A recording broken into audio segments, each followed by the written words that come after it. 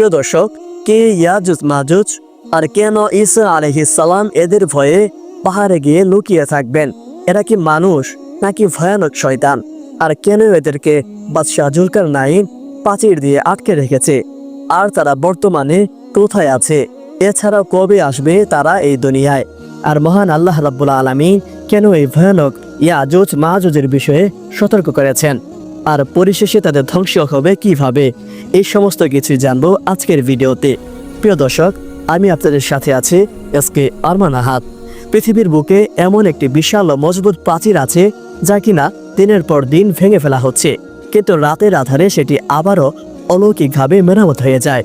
আর এর পেছনে লুকিয়ে আছে এক ভয়ঙ্কর জাতি, যারা কিয়ামতের আগে পৃথিবীকে ধ্বংসর মুখে নিয়ে আসবে। কি ভাবছেন এটি কোনো কল্পকাহিনী? না বন্ধুরা, এটি কোনো কল্পকাহিনী নয়, এটি আমাদের পবিত্র কোরআনে বর্ণিত এক বাস্তব সত্য ঘটনা। চলুন তাহলে শুরু করি আজকের ভিডিও। কে ছিলেন সেই বাদশাহ জুলকারনাইন, যিনি পৃথিবীর 3 প্রান্তে ভ্রমণ করেছিলেন? কারা এই ভয়ঙ্কর ইয়াজুজ মাজুজ, যাদের সম্পর্কে আমাদের পবিত্র কোরআনে বিস্তারিত বলা আছে? কিভাবে এবং কেন তৈরি হয়েছিল এই বিশাল প্রাচীর যা আজও টিকে আছে? বন্ধুরা, পবিত্র কোরআনে সূরা কাহফে আল্লাহ তাআলা জুলকারনাইন নামক একজন মহান বাদশার কথা উল্লেখ করেছেন। তিনি ছিলেন একজন পরাক্রমশালী এবং ন্যায়পরায়ণ শাসক, যাকে আল্লাহ পূর্ব থেকে পশ্চিম পর্যন্ত সাম্রাজ্য পরিচালনার ক্ষমতা দিয়েছিলেন। অনেকে মনে করেন তিনি গ্রিক বীর আলেকজান্ডার দ্য গ্রেট, আবার কারো মতে তিনি পার্শ্ব সম্রাট সাইরাস দ্য গ্রেট। তবে সবচেয়ে বিশুদ্ধ মত হলো তিনি ছিলেন একজন মুমিন এবং আল্লাহ ভীরু শাসক, যিনি আল্লাহর নির্দেশে পৃথিবীতে ন্যায় বিচার প্রতিষ্ঠা করেছিলেন। তিনি কোনো রাজা নন, বরং আল্লাহর একজন প্রিয় বান্দা হিসেবেই পৃথিবী শাসন করেছেন। কুরআন অনুযায়ী জুলকারনাইন পৃথিবীর 3 প্রান্তে ভ্রমণ করেছিলেন। প্রথমে তিনি পশ্চিম দিকে গেলেন, যেখানে সূর্যকে তিনি একটি কর্দমারত জলাশয়ে অস্ত যেতে দেখলেন। এরপর তিনি পূর্ব দিকে গেলেন, যেখানে তিনি এমন এক জাতির উপর সূর্য অতীত হতে দেখলেন যাদের জন্য আল্লাহ কোনো আড়াল তৈরি করেননি। সবশেষে তিনি পৃথিবীর 2 পাহাড়ের মাঝে এক স্থানে পৌঁছালেন। সেখানে তিনি ইয়াজুজ এবং মাজুজ নামক এক ভয়ঙ্কর জাতির সন্ধান পেলেন। এই ইয়াজুজ এবং মাজুজ ছিল মানব জাতির একটি অংশ, কিন্তু তাদের স্বভাব ছিল হিংস্র এবং বর্বর। তাদের একমাত্র উদ্দেশ্য ছিল পৃথিবীর বুকে বিশৃঙ্খলা সৃষ্টি করা। তারা পার্শ্ববর্তী শান্তিপূর্ণ জাতিগুলোর উপর আক্রমণ করত, তাদের ধন সম্পদ লুট করত, ফসল নষ্ট করত এবং নারী ও শিশুদের লাশ বানিয়ে নিয়ে যেত। তাদের অত্যাচারে অতিষ্ঠ হয়ে সেই অঞ্চলের লোকেরা জুলকারনাইনকে নিজেদের সম্পদ দিতে চেয়েছিল, যেন তিনি তাদের এই ভয়ঙ্কর জাতি থেকে রক্ষা করেন। তিনি জুলকারনাইন অত্যন্ত বিনয়ের সাথে তাদের প্রস্তাব প্রত্যাখ্যান করলেন। তিনি বললেন, আমার প্রতিপালক আমাকে যে ক্ষমতা ও সম্পদ দিয়েছেন তা তোমাদের দেওয়া সবকিছুর চেয়ে উত্তম। তবে তোমরা আমাকে শারীরিক শক্তি দিয়ে সাহায্য করো, আমি তোমাদের এবং তাদের মাঝে একটি শক্তিশালী প্রাচীর করে দিব। এরপর জুলকারনাইনের নির্দেশে শুরু হলো এক ঐতিহাসিক এবং অসাধারণ কাজ। তিনি 2টি বিশাল পাহাড়ের মাঝখানে প্রাচীর নির্মাণের কাজ শুরু করলেন। তিনি লোকেদের বললেন, তোমরা আমার কাছে লোহার পাত এনে দাও। যখন লোহার পাত স্তরে স্তরে সাজানো হলো, তখন তিনি বললেন, তোমরা হাপড় দিয়ে তাতে ফু দিতে থাকো। এভাবে আগুন জ্বালিয়ে লোহা গলানো হলো। এরপর তিনি বললেন, তোমরা আমাকে গলিত তামা এনে দাও, আমি তা এর উপর ঢেলে দিব। এভাবে লোহা এবং তামার এক অভূতপূর্ণ মিশ্রণে তৈরি হলো এক বিশাল মজবুত এবং ইস্পাত কঠিন প্রাচীর। এই প্রাচীর ছিল এতটাই শক্ত যে ইয়াজুজ এবং মাজুজ তাদের সব শক্তি দিয়েও তা ভেদ করতে পারত না। কিন্তু ভয়ঙ্কর জাতি হাল ছাড়েনি। তারা প্রতিদিনই প্রাচীর ভাঙার চেষ্টা করত। তারা সারাদিন ঘরে পাথর এবং হাতুড়ি দিয়ে প্রাচীরটি ভাঙত। দিনের শেষে যখন তারা ক্লান্ত হয়ে যেত, তখন তাদের একজন নেতা বলতো, আজকের মতো থাক, কালকে এসে আমরা বাকিটা শেষ করে ফেলব। কিন্তু এই ঘটনার পেছনে লুকিয়ে আছে এক গভীর রহস্য। তারা কখনো ইনশাআল্লাহ বা আল্লাহর ইচ্ছা এই শব্দটি উচ্চারণ করত না। আর আল্লাহর কুদরতে প্রতি প্রাতে প্রাচীরটি আবার পূর্বাবস্থায় ফিরে আসতো। এই রহস্যময় ঘটনা শত শত বছর ধরে চলতে থাকতো। রাসূলের একটি সহিহ হাদিসে এই ঘটনার সত্যতা পাওয়া যায়।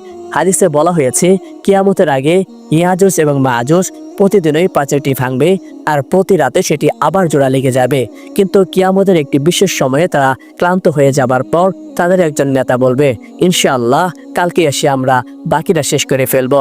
সেদিন তারা প্রথমবারের মতো আল্লাহর নাম নেবেন, আর ইনশাআল্লাহ বলার বরকতে সেই রাতে প্রাচীরটি আর মেরামত হবে না। সেদিন তারা বেরিয়ে আসবে এবং পৃথিবীর বুকে ছড়িয়ে পড়বে। বন্ধুরা, এখন প্রশ্ন হলো, এই বিশাল প্রাচীরটি কি আসলেই বিদ্যমান? বিজ্ঞানীরা কি এর কোনো খোঁজ পেয়েছেন? আধুনিক যুগে বিভিন্ন মুসলিম গবেষক এবং প্রত্নতাত্ত্বিকরা এই প্রাচীরের সম্ভাব্য অবস্থান খুঁজে বের করার চেষ্টা করেছেন। অনলাইনে ইয়াজুজ এবং মাজুজ সম্পর্কে যে ধরনের তথ্য এবং আলোচনা পাওয়া যায় সেগুলোর একটি বিশ্লেষণ নিচে তুলে ধরা হলো।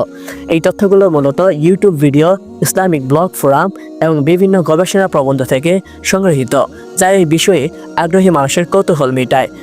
এক, ককেশাস পর্বতমালা। এটি সবচেয়ে জনপ্রিয় এবং বহুল আলোচিত তথ্য।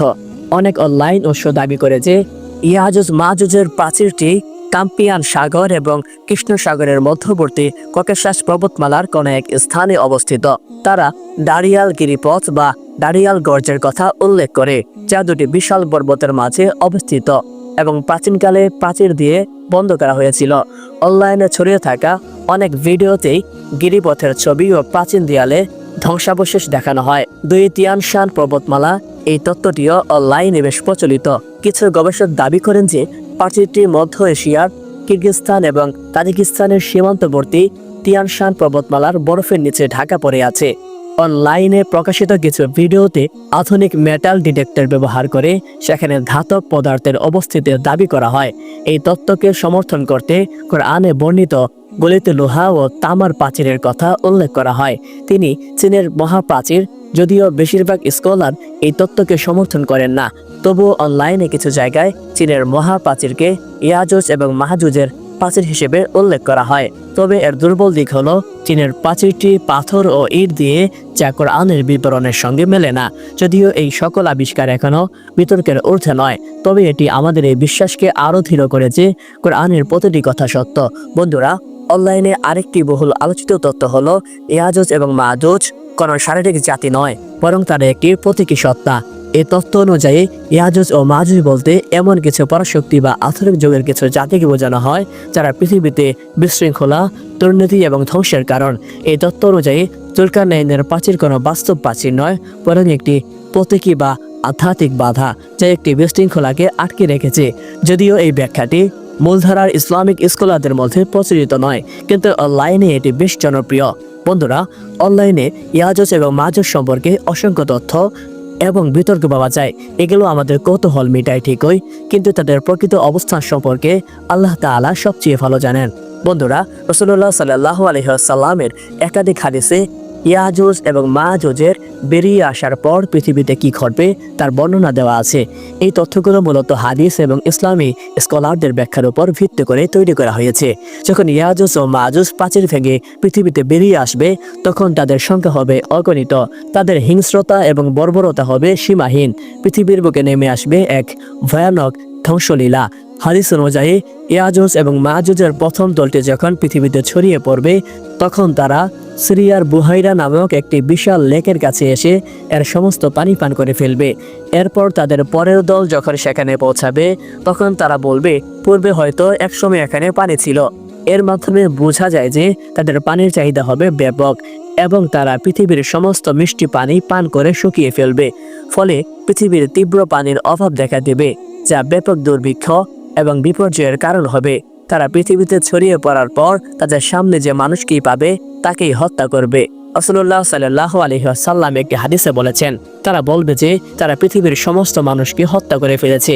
এরপর তারা আকাশের দিকে তীর ছুঁড়ে মারবে এবং বলবে যে আকাশের অধিবাসীদেরও আমরা হত্যা করেছি।